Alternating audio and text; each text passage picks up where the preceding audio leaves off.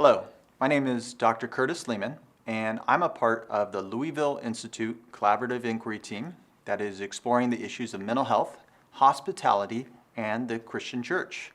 Today I'm going to talk to you about about how we can talk about mental health in the church. And in this video, I want to give you some input in terms of some cautions, some possible pitfalls about talking about mental health in the church. So there seems to be a growing number of Christians who are passionate about mental health and helping the church lessen the stigma of mental illness. That's really encouraging to see, and I hope the trend continues. But there's also some potential risks. If the church fails to address mental health stigma in a strategic way, the problem of stigma might actually get worse. We have to think carefully about what messages we send when we try to address mental illness in the church. So in this video, I want to give you a caution about 3 potential concerns where you could end up doing unintentional harm if you don't manage these well. And each of these ideas are backed up by research in this area.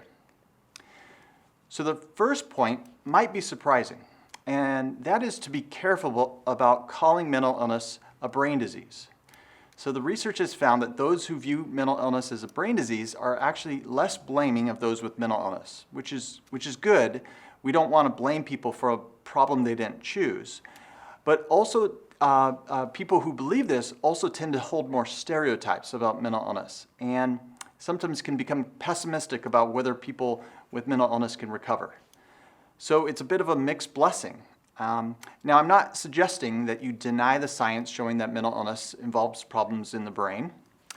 Instead, be careful about emphasizing the brain aspect, because for many people, it casts a picture that people with mental illness are fundamentally different, and it can foster an us versus them mentality.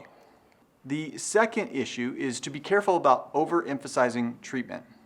Of course, we want people to get therapy and to take medications when they will be helpful. But sometimes the conversation can feel like you're saying, I know what's best for you. And that can make people feel looked down upon. People with mental illness have historically been locked up or sent away. And sometimes talking about treatment can sound like you're advocating for that, even if you don't mean it that way. Third, be careful about unintentionally demeaning a person with mental illness. The language around mental illness is unfortunately saturated with stigma.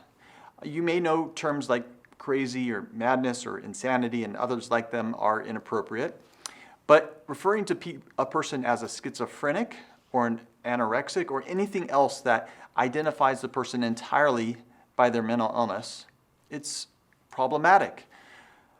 Now, there's one more thing I want to point out, and that's where sometimes Christians refer to people with mental illness as being marginalized or outsiders. But, of course, in God's world, people with mental illness are not less than or not outsiders. It's good to acknowledge that the world can treat them as such, but be careful not to replicate it in the church. So, in summary, there's 3 potential concerns. The first one is overemphasizing mental illness as a brain disease. The second is overemphasizing treatment of mental illness. And the third one is unintentionally demeaning people with mental illness. I hope you found this information helpful as you create dialogue on mental health in the church. This video focused on things to avoid. In part 2, the next video, I will share 5 recommendations on how to constructively talk about mental illness in the church and mental health in the church. All right, thank you for listening.